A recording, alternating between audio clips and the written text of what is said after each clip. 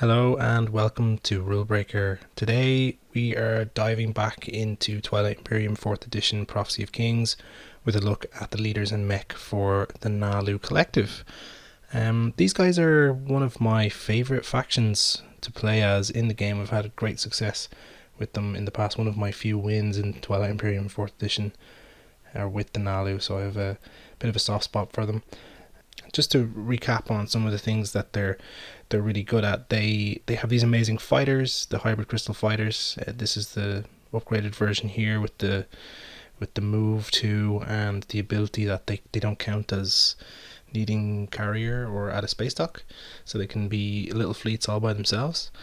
And then Neuroglaive, which reduces an opponent's counters in their fleet pool when they attack one of your ships, which is an amazing combo with the hybrid crystal fighters.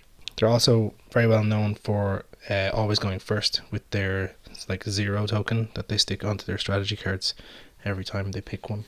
So without further ado, let's take a look at their leaders and their mech. Their agent is called Zeu. Their commander is Ma'aban. Their hero is the Oracle, and their mech is the Iconoclast.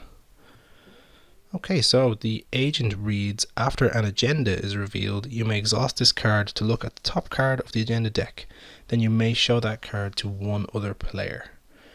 Okay, that's very specific. The agenda phase happens at the end of the round, essentially, and you are going to do two agenda cards. They're going to be laws or directives, one after the other. So you're probably going to do this action after the first one is revealed, so you can see the next one that's about to happen right after. But also you do have the option to look after the second one is revealed, as long as you can remember and keep that in mind for the next round.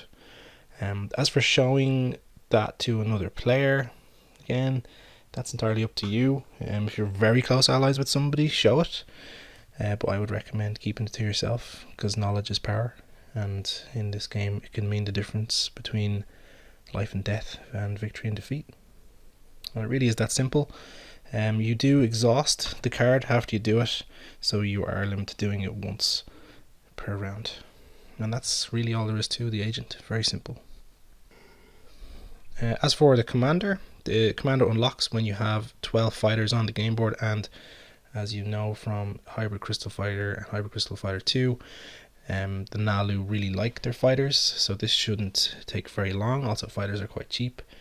You get two for the price of one. Trade good or resource, and you have plenty of early production with your 3 resources home system at the very least to get that going if you're trying to rush this. So once you've got those 12 fighters, you can flip over the card and you get the text. You may produce 1 additional fighter for their cost. These additional units do not count against your production limit. So again, like we just mentioned, getting 2 fighters for 1 resource, as depicted here.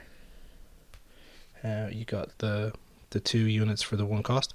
That becomes 3 instead of 2, making this whole strategy of big fleets of little fighters that are independent units all the more powerful and all the more interesting. I think this is a monstrously good commander, making the Naalu, the idea of them doing this combo with Neuroglaive and the Hybrid Crystal Fire 2 all the more potent. I think this makes them just think of having a huge swarming fleet of Hybrid Crystal Fighter 2s that are hitting on 7s.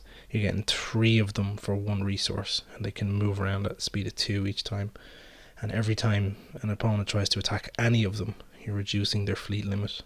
Just send a net all the way out across the galaxy with them, and it becomes pretty devastating. And moving on to the Oracle, their hero, who unlocks when you've scored 3 objectives, and then you flip it over and it becomes the C Radium Geometry, Poison of the Nefesh. And it reads, at the end of the status phase, you may force each other player to give you 1 promissory note from their hand. If you do, purge this card. So purge the card means once per game, so you do it, it's gone, removed from the game completely. the end of the status phase, meaning after points have scored, not before. And also the fact that the promissory note is chosen by the other player is very important here as well. You don't get to pick. You're not just taking everybody's support for the throne promissory notes to get a bunch of points. They're able to give you anything they want. That can be their racial promissory notes if they like. They can be an alliance. They can be anything. If they have them in their hand, they're a valid choice. It does say you may force each other player to give you a promissory note. I assume that means you can choose which players give them to you and which don't. If anybody has pure clarification on that, please mention in the comments. I think you can pick and choose, meaning that it's up to you, because you may find opponents being sneaky with their promissory notes, finding a way to give them to you that if you don't want them. I'm not sure what those situations would be, but if you've come across any when playing, also let us know in the comments. I'd be very interested to hear what you've got to say. And then moving on to the Mech Iconoclast, which is a 2 cost, 6 combat and sustained damage mech, pretty standard, and with the text, during combat against an opponent who has at least 1 relic fragment, apply +2 to the results of this unit's combat rolls. And relic fragments are a new thing in Prophecy of Kings. They're cards that you get from exploring planets. You get them from exploring industrial planets, hazardous planets, cultural planets, and also frontier systems in the map.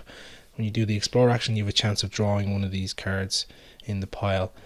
They're common enough. They take up a few units of each deck, and you usually store them up in order to unlock relics, which are super powerful cards that do different things.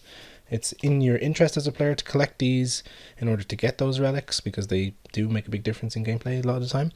And you probably will have types of these that you're stacking up, so it's reasonable to assume that most players at the table are going to have these relics for most of the game. Completing a set of 3 of each type is tricky, but bearing in mind that the unknown type counts as a wild, so you could have 2 hazardous and an unknown, and you'll be able to cash those in for a relic.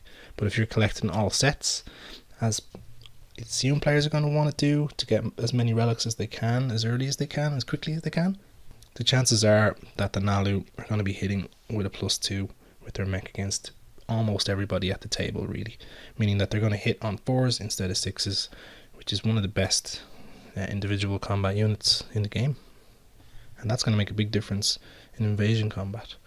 So there you have it. That's what the Naalu have brought with the expansion. Pretty straightforward stuff, really. It's going to be look at an agenda, have a bit of inside information, get 3 for the price of 1. You also can get promissory notes from other players, and you do extra damage when other people have fragments for relics in play. And it really is as simple as that. I think this expansion has given the Naalu not a lot of new options, but this commander is incredible. I think that's going to be a massive game changer. In my opinion, the Naalu are already one of the strongest races in the game, and I think this commander bumps them up into the absolute top tier and will make them a target in a lot of games. I'm totally okay with that because I love playing as these guys, and I'm very curious to see what other people think, having seen these cards revealed, and if anybody has played as them or against them in a game of Prophecy of Kings since release. If you have any opinions, please drop session reports and comments below. I'd love to hear about it. I'm very excited to give these guys another try on the table, and I think that's really it for them. We can move on to the next faction in the next video. Thanks for watching. This has been Rulebreaker. See you later.